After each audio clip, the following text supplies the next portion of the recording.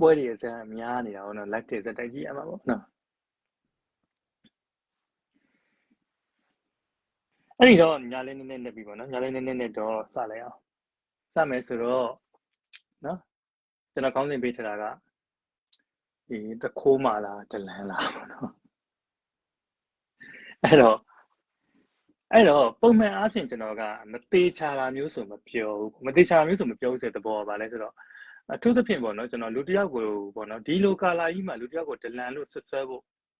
့တော့ခဲရင်တဲ့ကိစ္စပေါ့နော်ဘာလို့လဲဆိုတော့ကျွန်တော်ဘယ်သူ့ကိုဆွဆွဲတာမမြင်ဘူးလေ no ဒီတော်လိုင်းကာလာအတွင်းမှာတော်လိုင်းကာလာအတွင်းပေါ့နော်တော်လိုင်းကာလာအတွင်းမှာဒီအထင်နဲ့ရမ်းပြီးတော့နော်လှုပ်လိုက်တာတွေကလူတစ်ယောက်ရဲ့ဘဝကိုပျက်စီးသွားစေနိုင်တာအများကြီးရှိတယ်နော်အမြင့်ညာကနော်0ကိုတက်ကြီးလားဒီလူမှားပြီးကမှလူတစ်ယောက်ကိုပေါ့နော်ဒီပေါ့နော်စီရမိတယ်ဒါမျိုးပေါ့နော်ပြီးကမှမှားသွားပြီတည်ဒါအစားထိုးလို့မရဘူးကြော်လို့မရဘူးနော်ကြော်ချေးပြီးလို့ရတဲ့ကမျိုးမဟုတ်ဘူးတက်လို့စမျိုးပေါ့အဲ့ဒါကြောင့်ကျွန်တော်လူတစ်ယောက်ကိုဘယ်တော့မှဒီနေနေနာမဆွဆွဲဘူးကျွန်တော်ရဲ့ post တွေမှာပြန်ကြည့်မဆွဆွဲဘူးကျွန်တော်တေချာတာကဘာကြောင့်လဲဆိုတော့တေချာတာမျိုးကိုပဲကျွန်တော်ပြောတယ်ပေါ့နော်အခုတော့မှကျွန်တော်ကဒီတခိုးမှအကြောင်းပြောတဲ့အခါမှာဒီလူတွေအများကြီးပြောကြတယ်ပေါ့နော်လူတွေအများကြီးပြောကြတယ်ခိုးတယ်မခိုးဆိုတဲ့ကိစ္စကတကယ်တမ်းကြလို့ရှိရင်သိတာပါတယ်ညံ့သိတာတယ်သူတို့ကဖင်ပိတ်ညင်းနေတာပေါ့နော်သူတို့ဖင်ပိတ်ညင်းနေဘာလို့ဖင်ပိတ်ညင်းလဲဆိုတော့စဉ်းစားကြည့်လေနော်ရောက်တာဘယ်တော့မှမကြသေးဘူးနော်ဆိုင်ဖွင့်တယ်ဆိုင်ဖွင့်တာထားပါဆိုင်ဖွင့်တာအကျွေးနဲ့ဖွင့်တယ်တဲ့ဒေါ်လာ9000ဘူးလား6000ဘူးလားမသိဘူးဖွင့်ပြီးကမှသူကဆိုင်ဖွင့်ပြီးကမှဆိုင်ဖွင့်တာ9လပိုင်းလောက်ဖွင့်တယ်3လပိုင်းလောက်ဖွင့်တယ်17လပိုင်းလောက်ကြာလို့ရှိရင်သူကအင်ကြီးဝယ်ချက်လိုက်တန်းနဲ့အင်ကြီးတောင်းပေးမှ2သိန်းပေးရတယ်တဲ့ဒီပတ်စံပဲရရလေသူဆိုင်လာခကြီးရပါတယ်သူဆိုင်လာခကသူဆိုင်ရဲ့ဝင်ငွေကဟိုဘဏ်ကတွက်ပြတစ်လကိုတဲ့28000ရှိတယ်တဲ့စဉ်းစားကြည့်နော်မဖြစ်နိုင်တာတွေကိုပြောပြနေတာမဖြစ်နိုင်တာပြောပြပြီးကမှသူကဒါရှင်းပြောလို့ရှိရင်မမိပေမဲ့ခိုးတာပဲမမိပေမဲ့ခိုးတာပဲသူကစိန်ခေါ်မယ်ဆိုတော့သူစိန်ခေါ်တာတွေကဘာလဲဆိုတော့လိန်ထားတာတွေကိုပဲစိန်ခေါ်တာလေပထမဆုံးတော့စိန်ခေါ်တာဘာလို့စိန်ခေါ်တာလဲပထမဆုံးစိန်ခေါ်တာဒီမျိုးသမီးစိန်ခေါ်တာဘာလဲဆိုတော့သူ့ရဲ့ဒီဆိုင်ဝယ်တဲ့ဟာက9000မကျော်ဘူးဘောက်ချတွေပြမယ်စည်ရင်းစစ်ကျင်လာခဲ့ကြောချတာနော်ကြောချတော်လန်ရေးကိုစည်ရင်းစစ်ခိုင်းတာမဟုတ်ဘူးသူဆိုင်ဝယ်တဲ့ကိစ္စကသူဆိုင်ဝယ်တာ9000မကျော်6000မကျော်ဒီဟာပြမယ်ကလန်2သိန်းကြီးစည်ရင်းစစ်မယ်ဒီလိုမျိုးသူကလာစိန်ခေါ်တာသူစိန်ခေါ်တာဘာလဲဆိုတော့သူဆိုင်ကို6000နဲ့ဝယ်ထားကြောင်းကိုဘောက်ချရေးပြပြီးကမှစည်ရင်းစစ်မယ်ပြောတာအဲ့ရောမချနဲ့နောက်တစ်ခုကဘာလဲဆိုတော့နောက်တစ်ခါလူ9ယောက်ကိုစိန်ခေါ်တယ်လူ9ယောက်က6လားမသိပါဘူးကျွန်တော်နံပါတ်စီတက်ပြီးကမှစိန်ခေါ်တယ်အဲ့သူစိန်ခေါ်တဲ့ကိစ္စလည်းဘာလဲသူစိန်ခေါ်တဲ့ကိစ္စကဘာလဲဆိုတော့သူအိမ်ကိုဝယ်တဲ့ကိစ္စကဒေါ်လာ1တန်းလို့ရမှာတော့ဒေါင်းပေးမှ2သိန်းပဲပေးပါတယ်တခါတည်းငွေအခြေမချေပါဘူးဆိုတာကိုပြောဖို့ရအတွက်စိန်ခေါ်တာနော်ဒီပတ်စံတွေဘယ်ကဝင်ပါသလဲဆိုတဲ့နော်ရှင်းအောင်ပြန်မယ်ဒီပတ်စံတွေဘယ်ကရပါသလဲဆိုတဲ့ဒီလုံးဝမပါဘူးလို့ရှင်တာဒီပတ်စံတွေနော်သူရေးထားတာပဲတပြားမှမပါဘူးနော်သူ့ရဲ့ဘဏ်အကောင့်တွေပိတ်ခံရတယ်သူ့ရဲ့ပတ်စံတွေမရှိရဘူးဆိုတဲ့ပိတ်ခံရတယ်နော်သူ့ရဲ့ပတ်စံတွေပိတ်ခံရတယ်သူ့မှာအမေရိကကိုပတ်စံပါမလာဘူးရေးတာမဟုတ်နော်နောက်တစ်ခါကျပါရေးလဲဆိုနောက်တစ်ခါကျလို့ရှိရင်ငါတဲ့နေမျိုးလေးကိုပြန်မဲတဲ့ငါမှာတဲ့အင်တာဆေးရမလားဗကန်အင်တာမက်တက်ရမလားဗကန်ဆေးရမလားမသိဘူးပတ်စံနဲ့တပြားမှမကြံတော့ဘူးတဲ့အမေရိကရောက်သွားတာကိုဘာဖြစ်တယ်ညာဖြစ်တယ်ပေါ့နော်တပြားမှမကြံတော့သူကိုယ်တိုင်ရေးတဲ့ဟာနော်သူကိုယ်တိုင်ပြန်ဖြတ်တော့တာသူကိုယ်တိုင်ရေးတဲ့ဟာတွေဒီတပြားမှမကြံဘူးဆိုတဲ့ကိစ္စကနေပြီးကမှငါပတ်စံတွေကိုမစီမံနိုင်မဲထားခဲ့နိုင်မလားဘာလားညာလားရှောက်ပြောဒီပတ်စံဒီပတ်စံခုနပြောဒီပတ်စံခုနတန်းကြည့်ဝယ်ပတ်စံတွေကဒီဆိုင်ရောင်းလို့ရတာနဲ့ပတ်စံရတာဆိုဖြစ်နိုင်လားမဖြစ်နိုင်လားစဉ်းစားကြည့်နော်ဖြစ်နိုင်လားမဖြစ်နိုင်လားအဲ့တော့ဒါကခိုးဆိုတာကိစ္စကရိုးရိုးပြောလို့ရှိရင်တော်လိုင်းရင်းငွေခိုးထားတာပဲအဲ့ရှင်းရှင်းလေးအဲ့တော့ဒီတခိုးဆိုတဲ့ကိစ္စကိုကျွန်တော်နေထူးတလဲပြောစရာမရှိလူတိုင်းသိတယ်အဲ့မသိတာပါလဲဆိုသူ့အောက်ကနေသူ့ကိုဖားရနေကြတဲ့သူတွေပဲမသိတာသူကဖားရနေဟိုမှာစည်ရင်းပြတာဘာစည်ရင်းပြတာတော့သူပြရဲ့စည်ရင်းကသူဆိုင်ကိုဝယ်တာဒေါ်လာ9000 6000မကျော်ပါဘူးဆိုတာဆိုပြီးကမှလုတ်ကြံထားတဲ့ဒါရှင်းရှင်းလေးပဲလေသူရှာပြလို့ရတယ်လေလုတ်ကြံထားတဲ့ဟာတွေနောက်တစ်ခုကဘာလဲဆိုတော့သူအိမ်ဝယ်တာဒေါင်းပေးမှ2သိန်းပဲပေးရပါတယ်ဆိုတော့လုတ်ကြံထားတဲ့ဟာတွေပဲပြတာလေသူတော်လိုင်းမှာငွေဘယ်လောက်ဝင်ပါတယ်ဆိုတာပြတာစရင်မဟုတ်ဘူးနောက် NUG နဲ့ဆက်ဆက်ပြီးကမှ NUG နဲ့ပေါင်းပြီးကမှ NUG ကနေပြီးကမှငွေဘယ်လောက်နော် ထောက်ပို့ပါဆိုထုတ်ပြီးလိတာဟာလူလိမ်2ယောက်ပေါင်းမှတော့2ယောက်လုံးလိမ်တာပေါ့သူတို့ certificate ထုတ်ပြီးရဲဆိုတာက transaction ဆိုတဲ့ငွေလွှဲလက်မှတ်ကိုပြတာမျိုးမဟုတ်ဘူး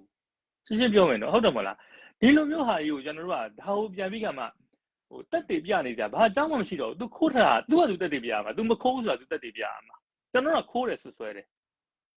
ဘာကြောင့်လဲမဖြစ်နိုင်တော့လို့မဖြစ်နိုင်ဘူးဟုတ်တယ်မလား तू ရောက်တော့တဲ့အချိန် तू အိမ်က तू အိမ်ပေါ့နော် तू အိမ်ဒီမြန်မာပြည်ကအိမ်ကိုရောင်းရင်တောင်မှဒီဒေါ်လာ2သိန်းကမရဘူးလေဟုတ်တယ်မလားမြန်မာပြည်ကအိမ်ကဘယ်လောက်မှမတန်တာအပေါင်ရှင်နဲ့ဝယ်ထားတဲ့ဟာကြီးနော်အဲ့တော့ဗာလဲဆိုတော့သူ့ကိုနော်သူ့ကိုတခိုးဟုတ်မဟုတ်ဆိုတာမျိုးကျွန်တော်မပြောတော့ဘူးဘာလို့လဲ तू ကတခိုးသေးကြတယ်ရှင်းရှင်းလေးတော့တခိုးသေးကြတယ်ငါစီးနေ certificate တွေဖိုးတောင်းလို့ရှိရ certificate က Photoshop နဲ့လုပ်လို့ရတယ် certificate transaction ကဝိုင်းခင်တို့လို့ပို့ပြတန်းတို့လို့ transaction ပဲပြနိုင်လို့လားနော် transaction ဆိုတာခုနငွေလွှဲတဲ့ဟာနဲ့ပြနိုင်လို့လားမပြနိုင်ဘူးလေ तू မပြနိုင်မဲနဲ့ဒါကိုလာပြီးကမှကျွန်တော်တို့ကဗာလဲငါမခိုးပါဘူးလို့လာမပြောနဲ့ဒါကိုမပြောတော့ဘူးဘာလို့ဆိုတော့ तू ဟာတခိုးမှန်းသေးကြလို့နော်အခုကျွန်တော်ဆန်းစစ်မှာက तू ဒီဒလန်ဟုတ်မဟုတ်နော်စောစောပြောခဲ့တယ်ကျွန်တော်လူတယောက်ကိုဒလန်လို့ဆွဆွဲဖို့အတွက်တော်တော်ခက်ခက်စဉ်းစားရတယ်နော်တော်တော်ခက်ခက်စဉ်းစားရတယ်ဘာလို့လဲဆိုတော့တော်လှန်ရေးဘက်ကဆိုလို့ရှိရင်ခိုးတာခိုးပေမဲ့ဟုတ်နော်ခိုးပေမဲ့နော်ခိုးပေမဲ့ခိုးတာထိခိုက်ပေမဲ့ခိုးပေမဲ့ပေါ့နော်ဒါကိုယ့်ရဲ့ငါကြည့်ကြလို့လောဘသောတက်လို့လုပ်တယ်ဆိုတာမျိုးကျွန်တော်လက်ခံလို့ရတယ်ဒလန်လိုဟာမျိုးကျွန်တော်လက်ခံလို့မရဘူးလို့ဆိုတော့တစ်ဖက်ကိုပင်းပြီးကမှတစ်ဖက်ကိုပင်းပြီးကမှနော်ကျွန်တော်တို့ရဲ့ဒီလူငယ်လူရွယ်တွေရဲ့အသက်တွေကိုနော်အသက်တွေကိုဒါရုံမာတဲ့ကိစ္စမျိုးဖြစ်တဲ့ကြောင့်ကျွန်တော်ကဗာလဲဆိုတော့ဒလန်ဆိုတာလက်ခံလို့မရဘူးအဲ့တော့သူဒလန်ဟုတ်မဟုတ်ဆိုရင်ကျွန်တော်ပြန်စဉ်းစားတယ်ဟုတ်နိုင်ခြေရှိလားမရှိဘူးလားဆိုတာမျိုးပြန်စဉ်းစားတယ်အဲ့တော့ဗာလဲဆိုတော့တစ်ကဗာလဲဆိုတော့သူကအာနာမသိငင်ကာလမှာကနေအမေစုကိုဝင်လုံးတယ်နော်အမေစုဝင်လုံးတာဒါလုံးချင်လို့လုံးတယ်ဆိုတာမျိုးပြောလို့ရသေးတယ်သို့တော်လေ तू ကဘသူတွေနဲ့ပေါင်းပြီးလုံးခဲ့တယ်လေပြန်စဉ်းစားကြည့်နော်နောက်တစ်ခုက तू မျက်နှာဖော်တာပေါ့နော် तू အစတော့ကမျက်နှာမဖော်ဘဲနဲ့ပေါ့မျက်နှာမဖော်ဘဲနဲ့နာမည်ကြီးအောင်လုပ်တယ်ပေါ့နော်မျက်နှာဖော်ဘဲနဲ့ပြောတော့မျက်နှာဖော်တာ2019ပတ်ဝန်းကျင်မှာဖော်တာနော်မှတ်မိသေးတယ်အဲ့တော့ तू ပါလဲဆိုတော့ဒီသူ့ရဲ့ပါလဲဒီ interview တစ်ခုနဲ့ तू မျက်နှာဖော်ပါပြီပေါ့နော်မျက်နှာဖော်ပါပြီငါရောကျန်းရည်ကြိုပါဘာညာနဲ့ရှောက်ပြောသေးတယ်နော်အဲ့2019ပတ်ဝန်းကျင်မှာကျွန်တော်သူ့မျက်နှာဖော်တယ်နော်အဲ့တော့ဘာလဲဆိုတော့သူမျက်နှာဖော်တာဒီနော်အမေစုနဲ့တွေ့ပြီးကမှဖော်တာဖြစ်တယ်ဟုတ်မယ်နော်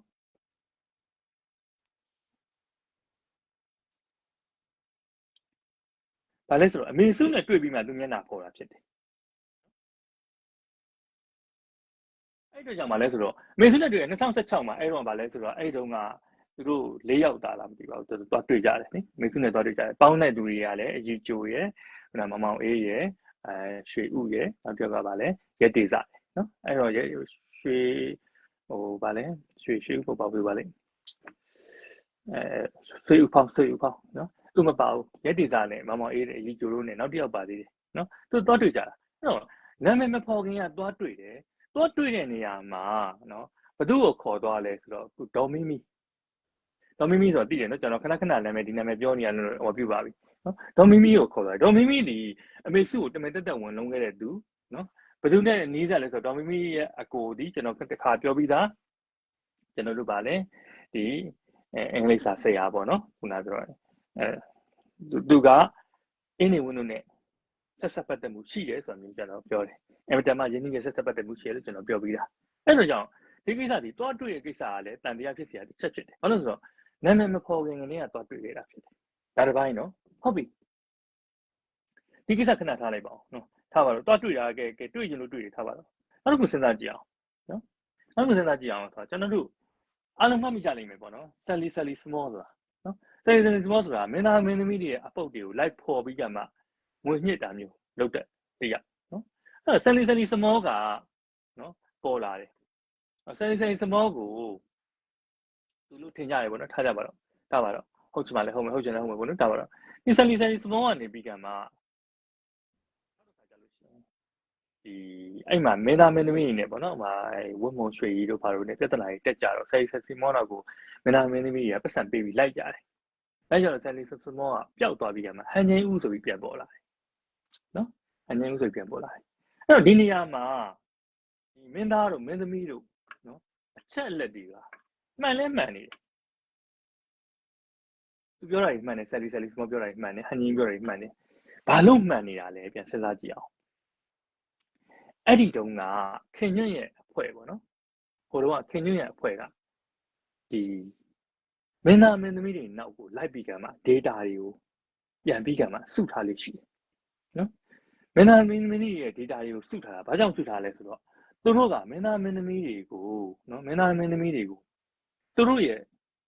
စစ်တပ်ကနော်စစ်တပ်ကတကယ်တိုင်းမှုလို့နော်ဘာတို့ပေါ့နော်တိုင်းမှုလို့ဝန်ကြီးကိုပေးကျွေးတယ်ပြီးကမှအသာလေးမျောပြီးဖြစ်တာကင်ထားတယ် data တွေကိုကင်ထားတယ်သူတို့နဲ့တွေ့တဲ့ data တွေမှလည်းအကုန်ရှိရနော်ဟုတ်တယ်မလားကျွန်တော်နာမည်ကြီးမင်းသားသမီးတွေကျွန်တော်မပြောတော့ပါဘူးသူတို့ရတယ်သိချင်လို့ရှိရင်ကျွန်တော်ဒီမှာဒီတောင်းဝေဦးတည်တယ်မလားတောင်းဝေဦးလေတောင်းဝေဦးဆိုတာကျွန်တော်စစ်သားတွေရဲ့စစ်ဝတ္ထုတွေစစ်သားတွေအကြောင်းရင်းနေတဲ့စာရေးဆရာလေးစစ်ဘုဆောင်စာရေးဆရာတောင်းဝေဦးရဲ့အထဲမှာသိရမလားတောင်းဝေဦးရဲ့အထဲမှာသူကမင်းသမီးတွေရဲ့နာမည်နဲ့တကွပေါ့နော်နာမည်နဲ့တကွဘယ်လိုတော့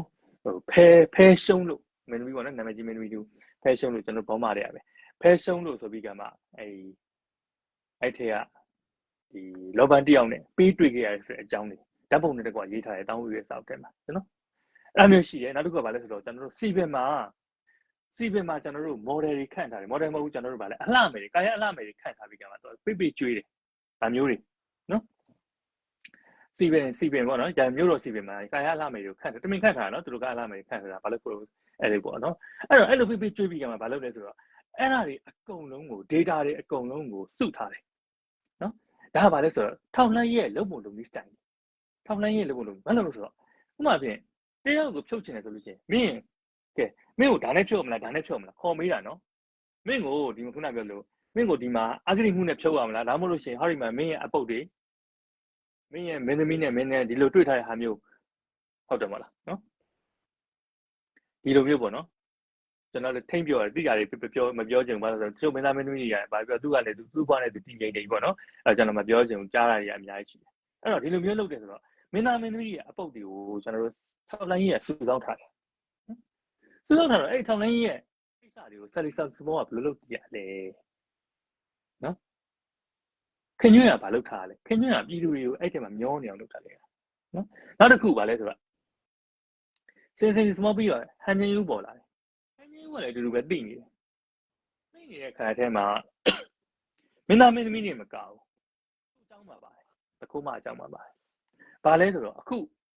လောလောလတ်လတ်မက်ဥမာရွှေတင်လိုက်တယ်ပေါ့နော်ဒီတခုမှနဲ့အစုံတွဲပုံနှစ်တွဲပုံလေနော်တတွဲကတရုပ်လေးဒါဒီတိုင်းသိပါတယ်နော်ကြပြဆရာလေးအခုအိမ်တော်ကြတယ်လို့ကျွန်တော်မပြောတော့ဘူးအဲ့ဒီတွဲကဘာလဲဆိုတော့အဲ့ဒီပုံကိုဆယ်လီမောကတင်တယ်ဗျကြာလာပြီဟိုးတော့ကြာလာပြီတင်းတော့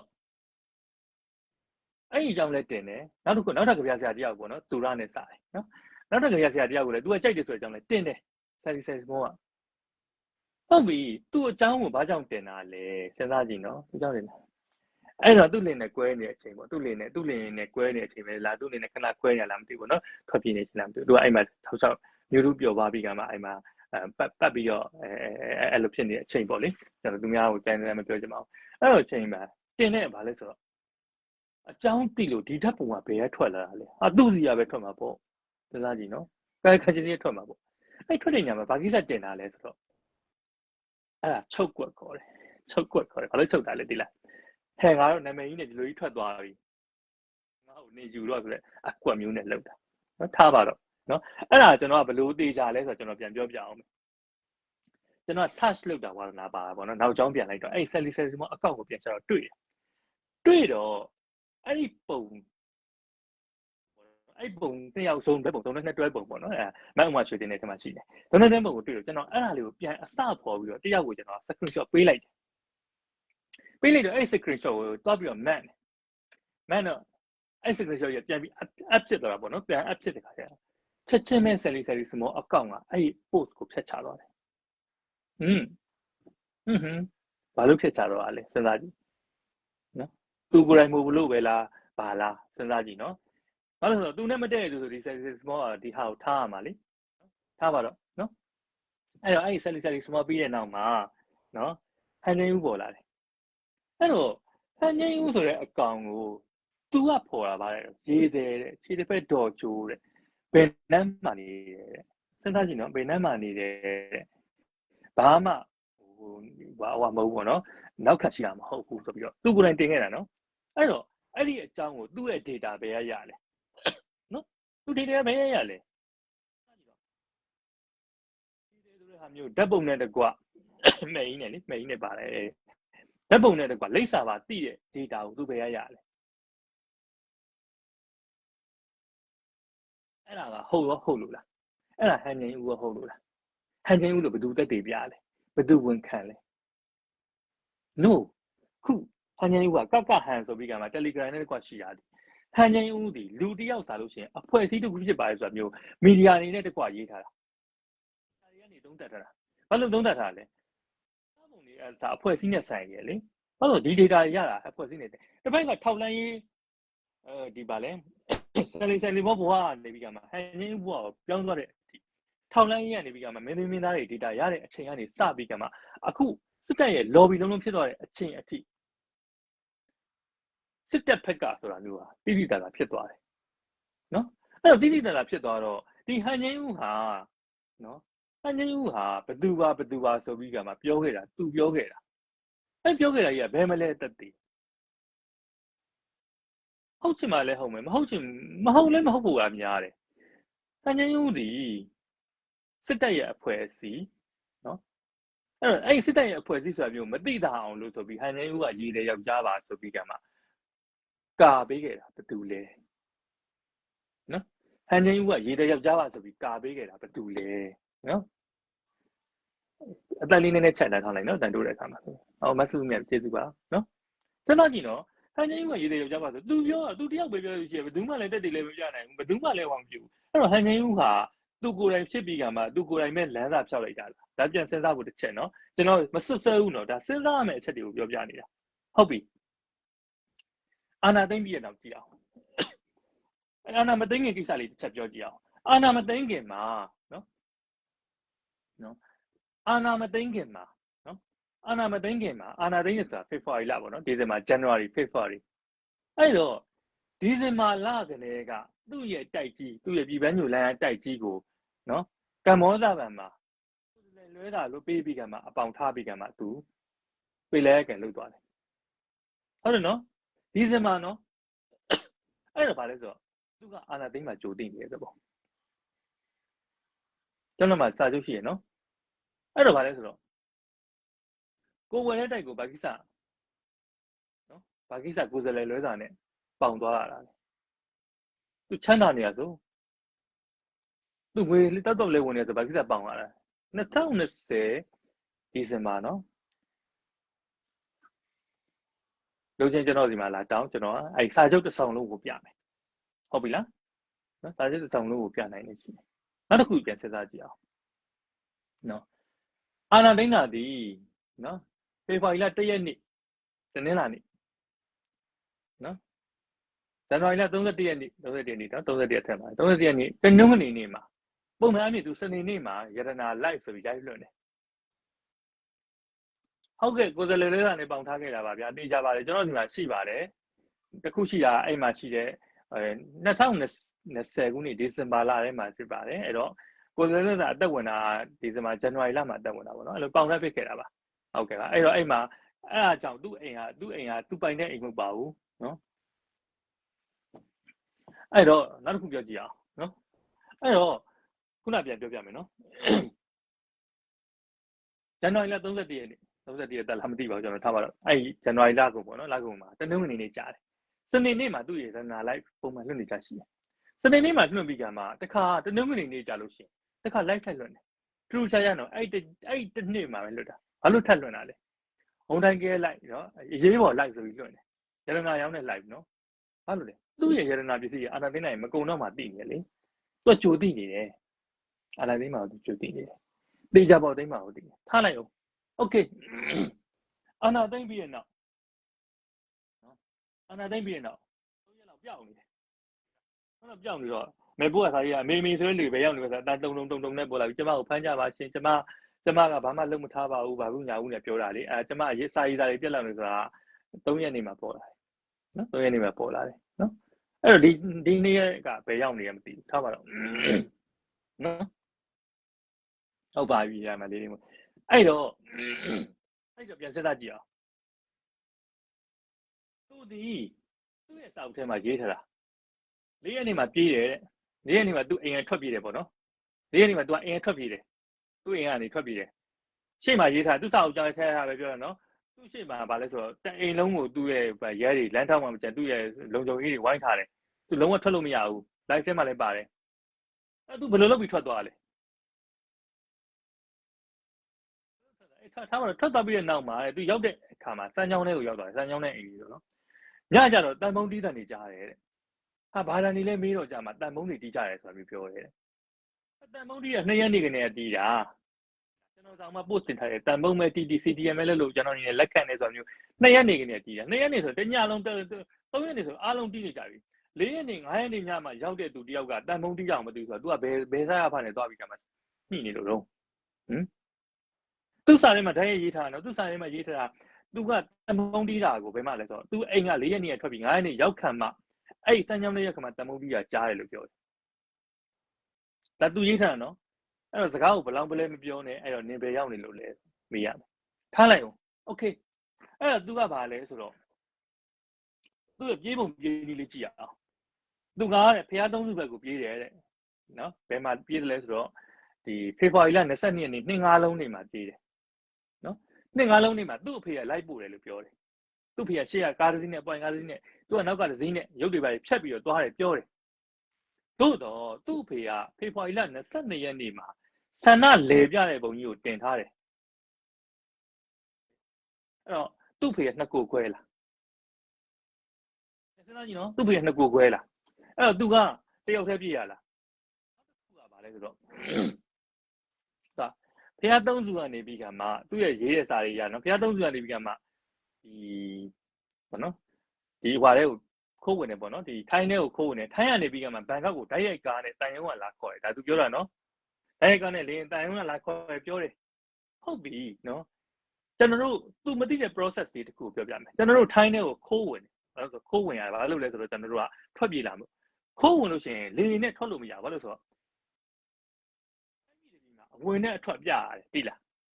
းဝင်နဲ့ထွက်ပြဆိုတာထွက်တဲ့အချိန်မှာသူ့ရဲ့ထိုင်းရဲ့လာဝကနေစစ်ဆေးတယ်ဘာလို့လဲဆိုတော့မင်းထွက်သွားတာမင်းဘယ်တော့မှခိုးဝင်လာလဲဆိုတာစစ်ဆေးဖို့တော့စစ်ရတယ်ဘယ်လန်းကခိုးဝင်လာတယ်လဲမင်းကိုဘယ်သူကူညီရလဲသူ့တိုင်းပြည်ကိုဝင်တဲ့နေရာမှာပေါ်သေးသေးဝင်လို့မရဘူးသူ့တိုင်းပြည်ကိုခိုးဝင်ပြီးကမှအေးဆေးထွက်ဆိုတာမျိုးထွက်လို့မရဘူးဘာဖြစ်လို့လဲ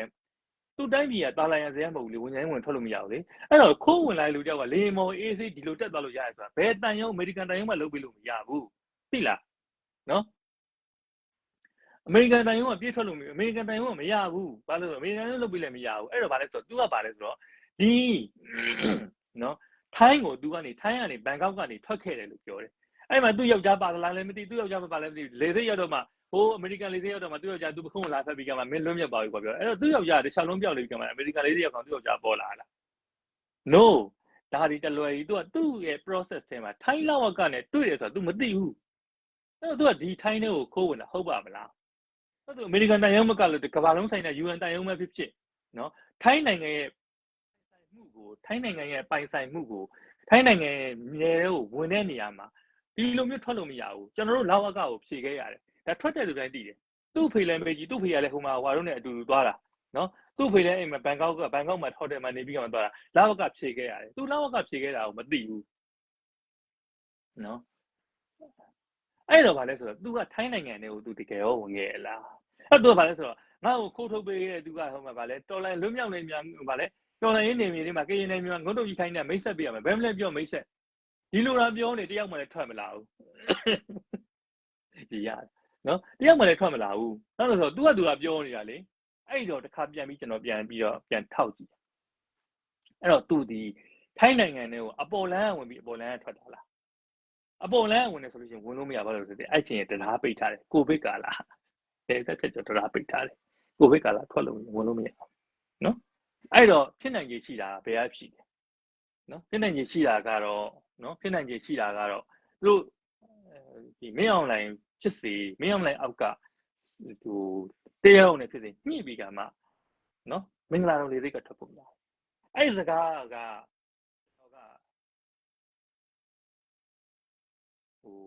အသက်လို့ပြောတာမဟုတ်ဘူးဘာလို့လဲဆိုတော့ကျွန်တော်တို့ဒီပေါ့နော်ကျွန်တော်တို့ကားစီးမှုကြလားမသိဘူးကျွန်တော်တို့အများအားကားစီးတယ်ပေါ့နော်ကားစီးတဲ့အခါကျလို့ရှိရင်ကျွန်တော်တို့ရဲ့နာမည်တွေကိုဝယ်ပေးရစရင်းတွေကားလက်မှတ်တော့ဝယ်နာမည်ပေးရလေနာမည်နဲ့မှတ်ပုံနဲ့မှပေးရတယ်မို့လားပေးတဲ့အခါအဲ့ဒီနာမည်နဲ့မှတ်ပုံနဲ့နံပါတ်ကိုမိတ်တူကူးပြီးကမှကားကနေပြီးကမှသူတို့ရဲ့ရဲစခန်းကိုအပ်ခဲ့ရတယ်သိလားအဲ့ဒါကားရှိရနော်အဝေးပြေးကားပဲရှိသေးတာအမြင်တမ်းထိုင်ကုန်မှာပါတဲ့ဇယားတွေအကုန်လုံးကိုရဲစခန်းဆိုတာခုနပြောတဲ့သူတို့ရဲ့ပေါ့နော်ပို့ရမယ့်နေရာရှိအောင်ပြန်ပို့ခဲ့ရတယ်အဲ့တော့ကျွန်တော်ချက်ပြန်စဉ်းစားအောင်မင်္ဂလာတုံလေစိတ်ကထွက်တဲ့လူတွေမှန်သမျှဟာနော်လေရင်လက်မှတ်တွေမှန်သမျှလေရင်လက်မှတ်ဝဲတဲ့လူတွေရဲ့မှတ်ပုံတွေနာမည်တွေမှန်သမျှဟာလေစိတ်ကနေပြီးကမှနော်လေစိတ်ပေါ့နော်ပို့ဆောင်ရေးကနေပြီးကမှပြည်ရေးကိုပို့ရတယ်အဲ့တော့ကျွန်တော်တစ်ချက်မေးချင်တယ်ဗာလဲဆိုတော့အဲ့ဒီ2029ခုနှစ်ဖေဖော်ဝါရီလမတ်လဧပြီလ3လနော်3လမှာရှိတဲ့ပြည်ရေးကိုပို့တဲ့စရင်းတွေကိုပြန်ကြည့်ပါဘယ်သူနာမည်ပါလဲဆိုတာမျိုးအဲ့တော့သူကဘယ်ကနေပြေးတာလဲဘယ်မှာလဲထိုင်းရပြေးတာ no ဒလန်နေတာပြေးလို့ရတယ်ဒီနဲ့ပြေးတာမဟုတ်ဘူးလားဟုတ်ပြီထားလိုက်တော့နော်ဘယ်လိုတွေညှိခဲ့တာလဲပြန်စဉ်းစားကြည့်အောင်နော်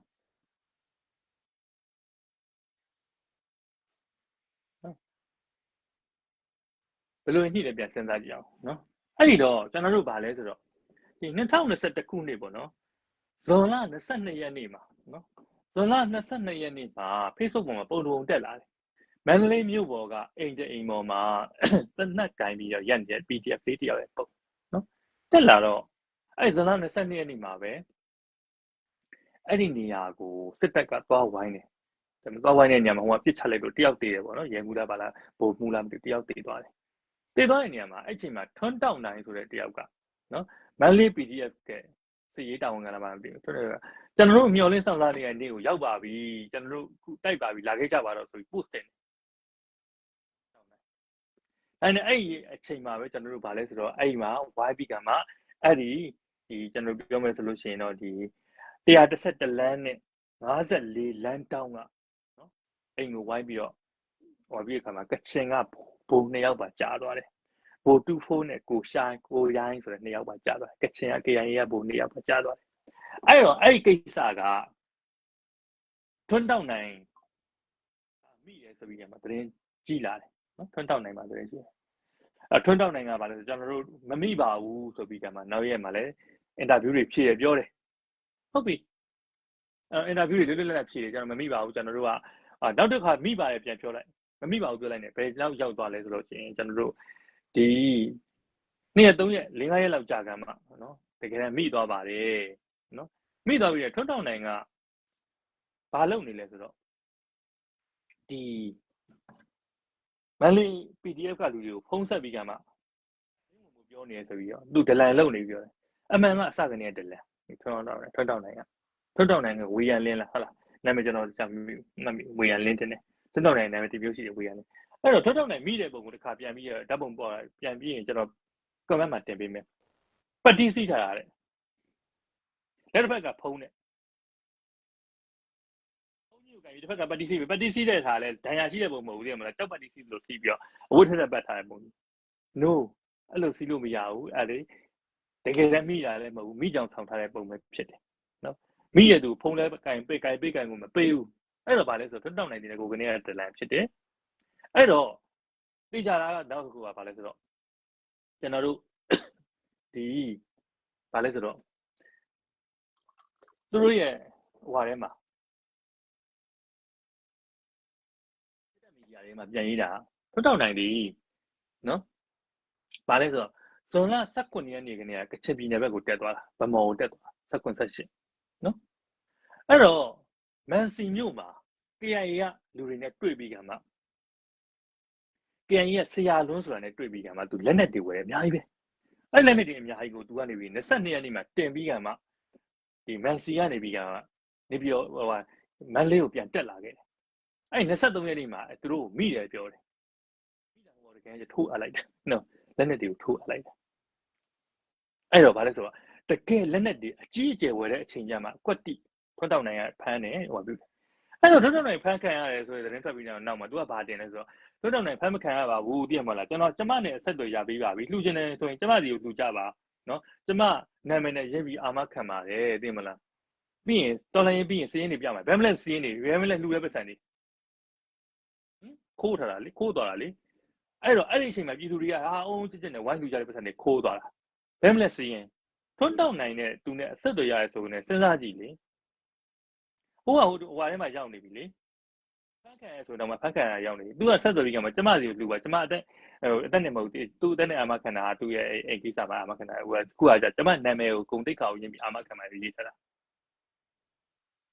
အဲ့တော့ထွန်းတောက်နိုင်တဲ့ဘယ်လိုဆက်သွယ်ရအောင်ပြောပါဦးနော်အဲ့ဒီအချိန်မှာထွန်းတောက်နိုင်ကိုငါဒလန်ဖြစ်နေပြီနော်အဲ့တော့ဗာလဲဆိုဒလန်မှမသိဘူးလားမစစ်ဘူးလားဘာလို့ကိုယ်တိုင်ပဲဒလန်လားနောက်တစ်ခုနော်2022ကျဘာဖြစ်သွားလဲ2022ဩဂုတ်လမှာကျတော့မြန်မာကြောက်မြက်ကုမ္ပဏီကကိုကျော်သူရကိုဖမ်းခံရတယ်ကိုကျော်သူရဖမ်းခံမှာပေါ့အဲ့မှာသူကကိုကျော်သူရဓာတ်ရိုက်မချိန်ဘူးသူ့ရဲ့တပည့်မွန်တော်ကာသမားနဲ့ချိန်ဒါပေမဲ့သူ့ကိုသွားမေးမိတာဗာလဲဆိုတော့ပတ်စံနေဘယ်ကိုပို့လဲသွားမေးမိတာပတ်စံနေဘယ်ပို့သွားပြီးတော့ဖမ်းတာပေါ့ဒီမှာပတ်စံဘယ်ပို့လဲအဲ့တော့ငွေကျပ်သိန်းပေါင်း3900နော်3900လှူခဲ့တဲ့သူ तू မသိဘူးပြောတယ်နော်သူရေးထားကျွန်တော်ဖတ်ပြအောင်မယ်ကြည့်လားအန်အောလို့ဖတ်ပြတာပါ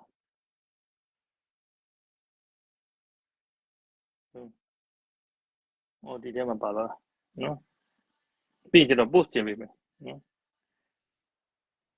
သူကပဲဟိုဗာလဲဟိုပြူတာ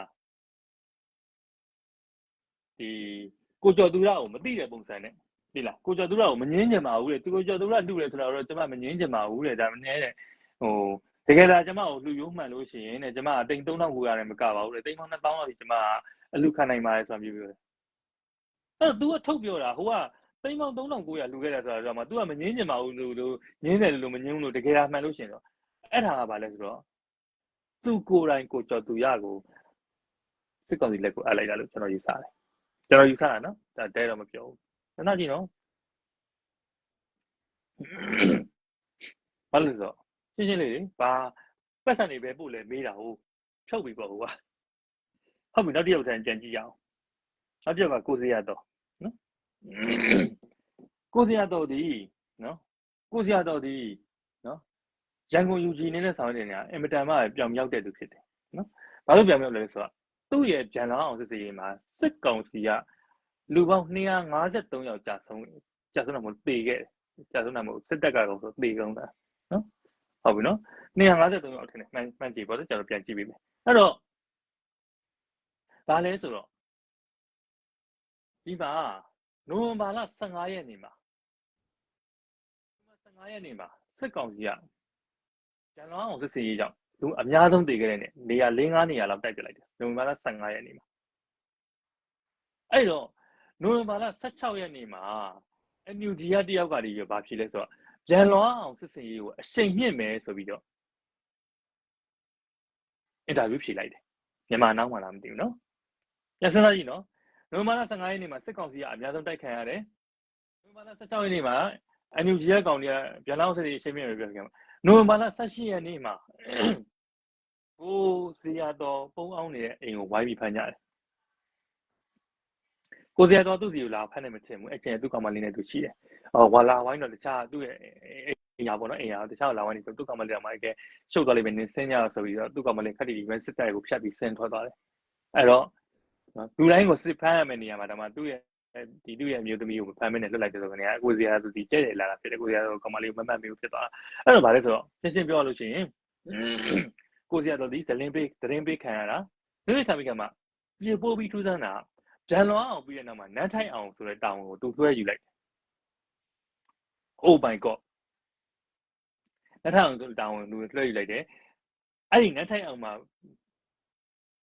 နော်ဟိုသူအလှခံပါမယ်လို့ပြောတယ် project နန်းထိုက်အောင်ပေါ့နော်အလှခံပြီးကမှဒေါ်လာ9သိန်းရှင်းနေရတယ်ပြီးလို့ရှိရင်သူကအဲ့ဒီအချိန်မှာ UG တွေကသူ့စီကိုပတ်စံသွားတောင်းတဲ့အချိန်မှာသူက mission တွေအကုန်မေးတယ် ဘာလုံးမှလဲဘယ်လုံးမှလဲပဲလေအခုအဲ့နန်းထိုင်အောင်ပြီးကနေကဘာမရှင်မှမလုပ်နိုင်တော့ဘူးအဲ့သူ့နဲ့မဆက်ပတ်သက်တဲ့ဒီပဲကြံခဲ့သူ့ကိုဟိုမယုံကြည်တဲ့ယူကြည်တွေပဲကြံခဲ့တယ်နော်အဲ့တော့ကျန်အောင်ဒီအင်မတန်အောင်မြင်တဲ့ဖြစ်တယ်ဘာကြောင့်လဲဆိုတော့ကျန်အောင်မှာတက်တည်ပြစရာတွေအများကြီးရှိတယ်နန်းထိုင်အောင်ကဘာမှမရှိဘူးပတ်စံပဲခိုးသွားတာနန်းထိုင်ခိုးအဲ့ဒါအပြင်ပတ်စံခိုးသွားတယ်ပြင်ယူကြည်တွေကြက်ငှက်ပြောက်ကုန်တယ်တုတ်ပြီးတုတ်ဖမ်းခံရတယ်မဟုတ်ရင်ညင်းတော့မဟုတ်ရင်ညင်းအဲ့တော့ဗာလဲဆိုတော့အဖမ်းမခံရဆိုလို့ NUG ကနေပြီးမှလေနဲ့អော်နေတဲ့သူတွေပဲအဖမ်းမခံရတာ NUG လေနဲ့អော်ဆိုတာဗာလဲဆိုတော့သူ့ရဲ့ဟိုနတ်ထိုင်အောင်ကမြို့ပြစစ်စင်ကြီးလည်းပြောသေးဘယ်မှာသွားလို့လဲဘယ်ကိုရိုးမှာဆိုလားပါဆိုလားအဲ့လိုမျိုးလုံနေရတယ်တော့ဖမ်းမခံရဘူးလေရုံးမလေးသွားလုံနေရတော့ဘယ်သူမှဖမ်းခံရဘူးမြို့ပြလည်းမဟုတ်ဘူးအဲ့ဒါတွေကအဖမ်းမခံရဘူးမြို့ပြမှာတကယ်လို့တဲ့ UG တွေအကုန်လုံးစည်ရင်စရာတွေတောင်းခံရတယ်ဖမ်းခံရတယ်အဲ့တော့အဲ့နတ်ထိုင်အောင်ကလည်းပြန်လောင်းအောင်ပြီးတော့နတ်ထိုင်အောင်ဘာကိစ္စသူကယူသွားတာလေအဲ့တော့နောက်တစ်ခုပြောချင်တာက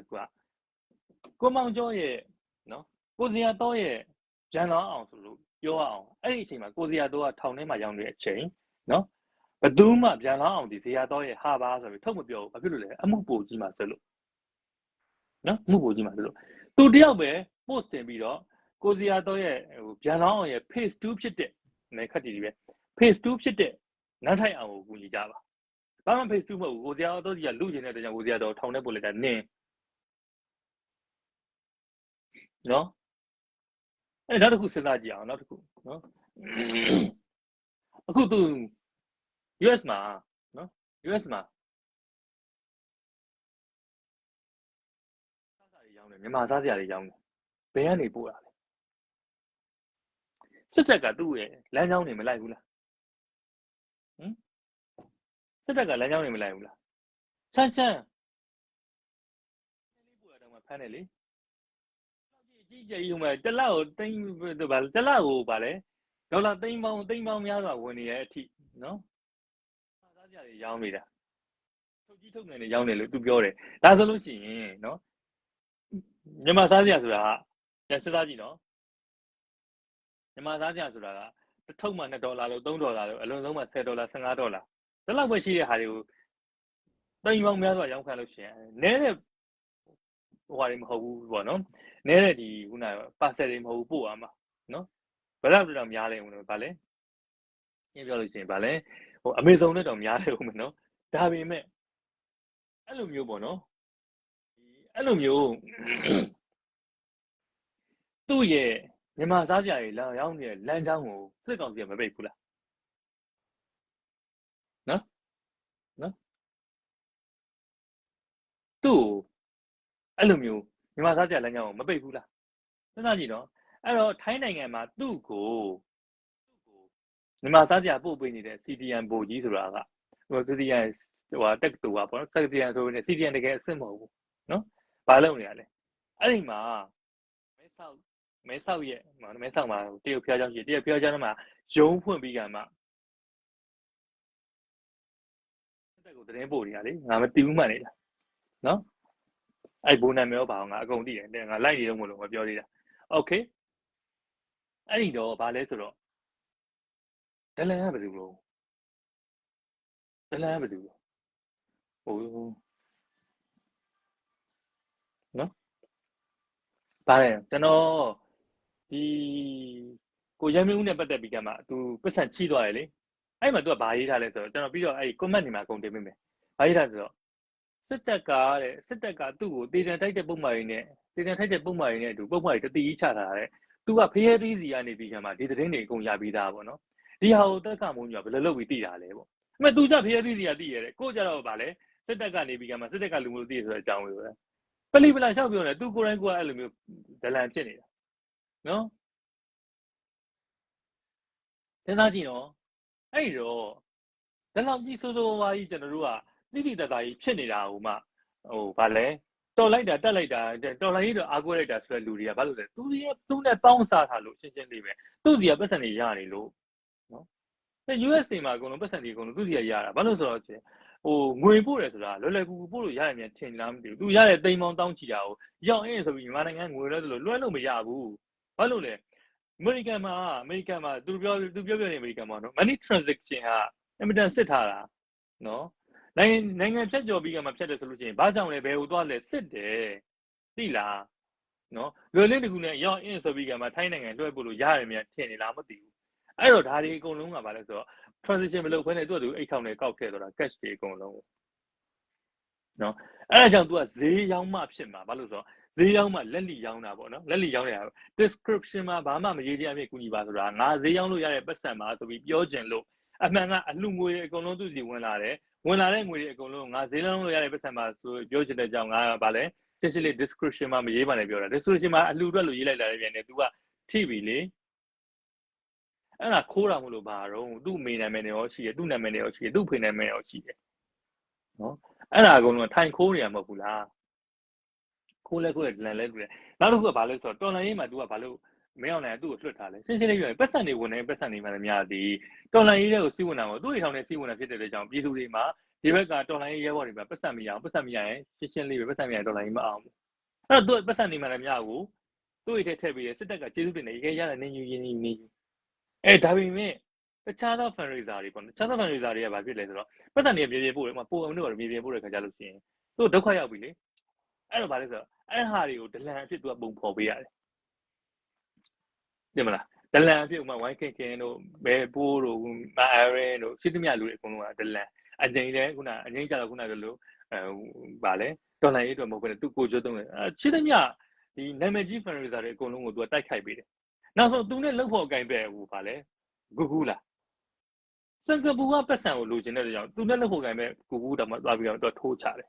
ဘာကြောင့်လဲတော်လိုင်းရေးစီကိုငွေဝင်မှကြောက်လို့ဒီနဲ့ရှင်းတာမရှိတော့ဟုတ်ဘူးလားနော်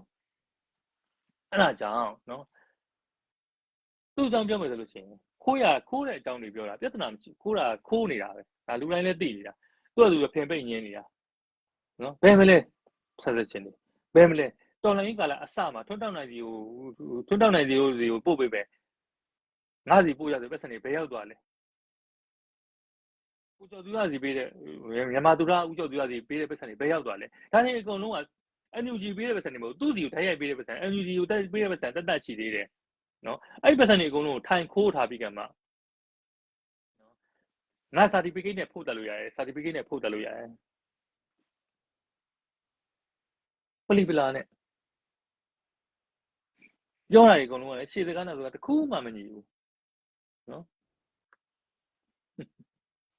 အဲ့တော့ရှင်းပြောလို့ရှိရင်ပြောတဲ့ဟာပြန်ချုပ်ကြည့်နော်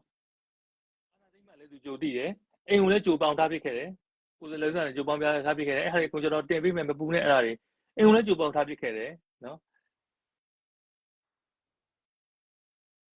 ကိုစရာတော်ရဲ့ဟာလည်းသူယူသွားတယ်အဲ့ဒါတွေအကုန်လုံးကဘာကိုပြညွှန်နေရလဲဓာကြီးကိုတော်လန်ရေးရဲ့ဗာလေ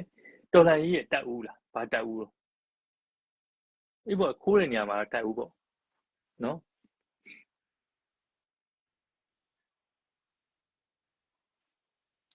အဲ့တော့ခုနပြောလို့ပဲဒီမြန်မာစားစရာရောင်းနေဆိုလို့ရှိရင်စဉ်းစားကြည့်မြန်မာစားစရာရောင်းနေဟာဘယ်လိုလုပ်ပြီးကမှနော်မစစ်တာလဲနော်စစ်လို့ရတယ်လေဘာလို့မစစ်တာဟဲ့ငါတို့လူမလို့မစစ်တာပေါ့ဆိုပြီးနော်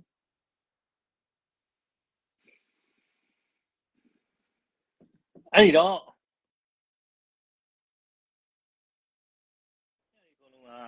အကုန်လုံးဒီကျွန်တော်မှာထောက်ထားတွေ data တွေရှိပါတယ်အမဲအ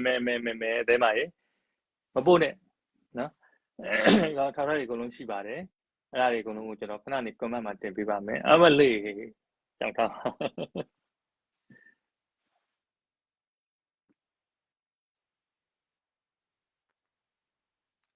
အဲ့တော့အဲ့ဒီအကုန်လုံးကိုလည်းကျွန်တော် comment မှာတင်ပေးမယ်အဲ့ဒီအတွက်ကြောင့်ဗာလဲပြောရှင်းလေး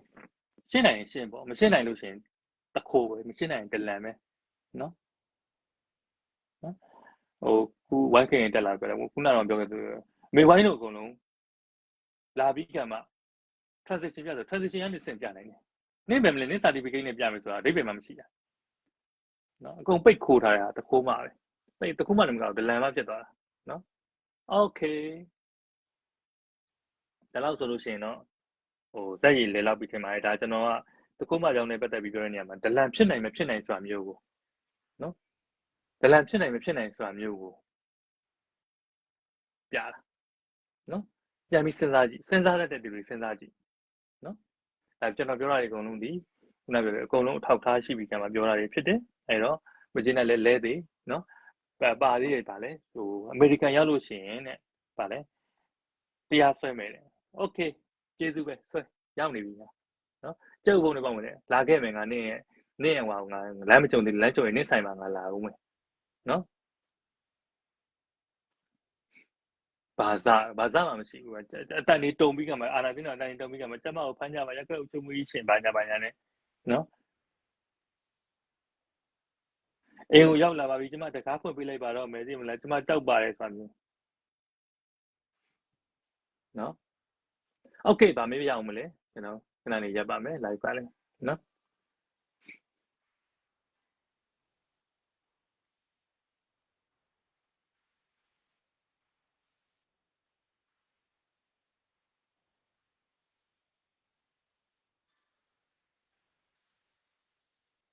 မေးရရှိပါသေးလားခင်ဗျာမဆူဆူမြတ်တဲမမို့စားပေးရတဲ့ကျွန်တော်နာမည်ဖတ်ကြည့်ရပါမယ်နော်ဟုတ်ကျေးဇူးတင်ပါတယ်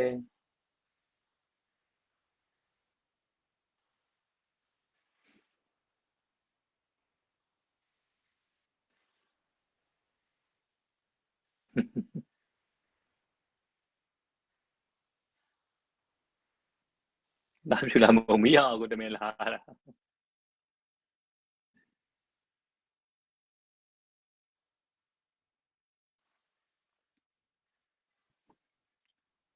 project တွေကတော့နောက်ပိုင်းကိစ္စတွေတည်လားနော် project တွေကနောက်ပိုင်းကိစ္စတွေနော် project တွေနောက်ပိုင်းကိစ္စ project မတိုင်ခင်မှာ तू ခိုးထားတယ်အများကြီးရှိတယ်တည်လား project မတိုင်ခင်မှာကွာ तू ခုနပြောထွန်းတောင်းနိုင်လို့ဟာမျိုးမှာ तू ခိုးတယ်နောက် CDN လူဖို့ဆို तू ခိုးတယ်ဒါမျိုးတွေအများကြီးရှိသေးတယ်နောက်တစ်ခုနော်ပြန်စဉ်းစားကြည့်အောင်သူကိုယ်တိုင်ပြောထားတာ तू ဒီ pro နဲ့လာတာ pro ဆိုတာကဘာလဲဆို TPS ခေါ်တာပေါ့နော်ဒီ temporary ဗာလဲဒီ protection status ခေါ်တာလားမသိဘူးနော်အဲ့တော့ဗာလဲဆိုတော့ဒီသူ US ကိုရောက်လာတာဒီနော် US ကိုရောက်လာတာဒီခုနပြောတဲ့ visa က pro visa နဲ့ရောက်လာတာ pro visa နဲ့ရောက်တဲ့ဆိုကနေကစဉ်းစားကြည့်လို့ရှိရင်နော်ဒီဟိုဗာလဲဆိုရောက်ပြီးမှ pro visa ဒီရောက်ပြီးမှသူကဒီသူ့ရဲ့ဟိုပါပေါ့နော် protection တောင်းတဲ့ကိစ္စဟုတ်တယ်နော်အဲ့တော့ဗာလဲဆိုတော့သူကရောက်ပြီးမှတောင်းတဲ့သဘောမျိုးဖြစ်တယ်နောက်တစ်ခုကဗာလဲဆိုတော့ဒီ TPS တွေကိုနော် TPS တွေကသူ့ဟိုဟာနဲ့မတူသူ့ရဲ့မိသားစုနဲ့မတူဥမာသူ့ဖေတို့သူ့ဖေကဗာလဲဆိုတော့သူ့ဖေကဟိုဟာနဲ့ရောက်တာဗာလဲဒီအဆိုင်လန်နဲ့ခိုင်ပြီးရောက်တာဗာလဲဆိုတော့သူကဒီမှာစောင့်သွားရတယ်လေဒီဘန်ကောက်မှာစောင့်သွားတယ်သူနဲ့အတူနေတဲ့သူတွေရှိတယ်ဒါကျွန်တော်လိုက်ပြီးပြီသူနဲ့အတူနေတဲ့သူတွေရှိတယ်သူနဲ့ဟိုဟာပြတဲ့သူတွေရှိတယ်ပေါ့နော်တဲ့သူ့ဖေကကြတော့ဒီဟိုဟာနဲ့ရောက်တာဗာလဲအဆိုင်လန်နဲ့ရောက်တာမတူဘူးနော်အဲ့နှစ်ခုကအဆိုင်လန်နဲ့ရောက်တယ်ဆိုတာကဗာလဲဆိုတော့အဆိုင်လန်နဲ့ရောက်တာကသူကဒီအလုပ်လုပ်ခွင့်ရှိတယ်နောက်တစ်ခုကဗာလဲဆိုတော့သူ့ကို protection ပေးပြီးသားပေါ့နော်ဒါသူဒီမှာထပ်စစ်စရာမလိုတော့ဘူး pro ဆိုတာကကြတော့သူကခဏပဲပြီးရင်ပြန်တော့ဆိုတာမျိုးအခုအဲ့ဒါတွေအကုန်လုံးကိုပြန်ပြီးခံမှာသူကဒီပြန်လွတ်နေတာနော်အေးတခုမှအမှတ်ရတော့ပြောမယ်နိနိုဝင်ဘာ25ကျလို့ရှိရင်တော့နင်းရဲ့အခြေသိရတာပေါ့နော်အဲ့ဒါစောင့်လိုက်အောင်ဟုတ်ပြီလားနော်နင်းဘယ်မျိုးသမီးပေါ့နော်ဒါကျွန်တော်အစာလေးထုတ်လိုက်ပါအောင်မယ်ဘယ်မျိုးသမီးကိုသွားပြီးကမှပေါ့နော်ထားပါတော့နော်ဒါဒီရိုဟင်ဂျာနဲ့ပတ်သက်တယ်ဘာညာပေါ့အဲ့အမျိုးသမီးကိုသွားပြီးကမှဒီရှင်းနေမာကြီးကိုသွားပြီးကမှပြောရမလားဒီမှာသွားပြီးကမှစိတ်ပူတော့ဗောနော်စိတ်ပူတဲ့အကြောင်းတွေပေါ့ထားပါတော့အဲ့အရာတွေအကုန်လုံးငါသိရနော်အဲ့ဒီအကုန်လုံးနင်းရဲ့စက်ကမကြခင်သိန်းတော်မှာဆိုတော့လေနင်းကနေလည်းပြန်စဉ်းစားတာနော်ဟုတ်ပြီလားနော်အဲ့ဒါတွေကဗါလဲဆိုတော့ဒါပရိုးကြောင့်ပြန်စဉ်းစားနေတညညနဲ့အိပ်ပျော်ပါစေလို့ပဲဆုတောင်းပေးပါတယ်နော်ဟုတ်လား နော်ပရိုးကြောင့်နေစဉ်းစားပြီးကမှအိပ်ပြောင်းအိပ်ဘာလို့ဆိုတော့နင်ပြန်သွားလို့ရှိရင်နင်အိမ်ကြီးကိုတခြားနင်အိမ်ကြီးကိုရောနော်နင်အဖေတို့နော်နင်အဝါတို့ကနေပြီးကမှနင်အိမ်ကြီးကိုနော်စီးပွားရေးဘယ်လိုလဲသူ့ဟိုကနေနှုတ်ထွက်လိုက်ပြီလေသူ့ရဲ့ဟို corporate ကနေနှုတ်ထွက်လိုက်ပြီလေသူ့ကိုမညှိအောင်လို့သူကြံနေပြီလေသူ့လင်ကလည်းတကယ်ကြလို့ရှိရင်ငပွေးပဲသိလားသူ့လင်ကိုဇမင်းသားလို့ခေါ်တာပေါ့နော်သူလင်ရဲ့မျိုးရှိပါတယ်သူကအိမ်မှာသူ့လင်ရဲ့ဟိုပါပေါ့နော်သူ့လင်ရဲ့အတော်တွေကနှိမ်ခမ်းသူ့မှာသူ့လင်ကိုကြောက်နေရတာနော်နှိမ်ခမ်းရတာအဲ့တော့သူ့လင်ကလည်းငပွေးဆိုတော့ဗာလဲဆိုတော့သူ့လင်ကကွာပြောလို့ရှိရင်ဗာလဲဟွာမှာဒီသူ့ရုံးပေါ့နော်သူ့ရုံးကနေပြီးတော့ချောင်းတာလာငွေဆောင်လာမသိပါဘူးပင်လယ်ကမ်းစပ်ကိုငါလင်ပါဆိုတဲ့သဘောနဲ့သိရမလားတက်သူ့မှာဘေးကနေပြီးဘေးထွဲကြီးနေနဲ့နောက်ကနေလိုက်ပြီးကမှနောက်ကနေပြီးကမှတက်လိုက်သွားတာတောက်ချက်မရှိဘူးသူကသူရုံးကနေသွားပြီးခီးထွက်တဲ့ကိစ္စကိုသူကဘေးကနေပြီးကမှသူ့ငွေနဲ့သူအကုန်ခံပြီးကမှသူ့လင်ကိုဂုံစာဝေးရလိုက်တာအမှန်တော့သူ့လင်ကဟိုမှာကဲလို့သူမနိုင်လို့လိုက်တာမျိုးတွေနော်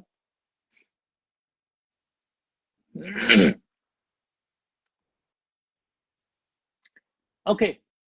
ဒါလောက်ဆိုလို့ရှိရင်တော့မပြပါနဲ့နောက်မှပြောစရာရှိရတယ်ဆက်ပြောတာပေါ့ကျန်တာလေးရှိသေးတယ်မနှင်းတို့ကိစ္စရင်တော့မနှင်းနဲ့သူမျိုးသားတဲ့ကိစ္စပေါ့နော်နင်းနေမျိုးသားကိစ္စမနှင်းလည်းရှောင်းနေနော်မနှင်းမပါနဲ့နော်မြန်မာနိုင်ငံမှာလည်းဂျရနာဆိုင်နေကြံသေးတယ်ဟုတ်တယ်နော်အဲ့တော့ခုနကိုထင်ဝင်းလည်းမပါနဲ့နော်ဘာလို့ထားတဲ့မပါနဲ့နော်ကိုတင်ဝင်းညှိစီချင်းအဲ့မြန်မာအမေရိကန်ဗာလဲမြန်မာနိုင်ငံမှာဆယ်ကားသွင်းတဲ့ဟိုဟာလိပ်စာအစားကျွန်တော်သိရနော်ဘယ်ဆိုင်မှာရောင်းလဲဆိုတာသိရနော်ကိုတင်ဝင်းမပါနဲ့နော်ကိုတိုးနိုင်မှန်းတို့နဲ့ပေါင်းကိုယ့်အတက်ကိုပေါင်းနေမပါနဲ့တခိုးမကိုကြိတ်နေတဲ့နေရာမှာမပါကြနဲ့နော်ချင်းပြောတာနော်โอเคဒါပဲနော်ကျေးဇူးတင်ပါတယ်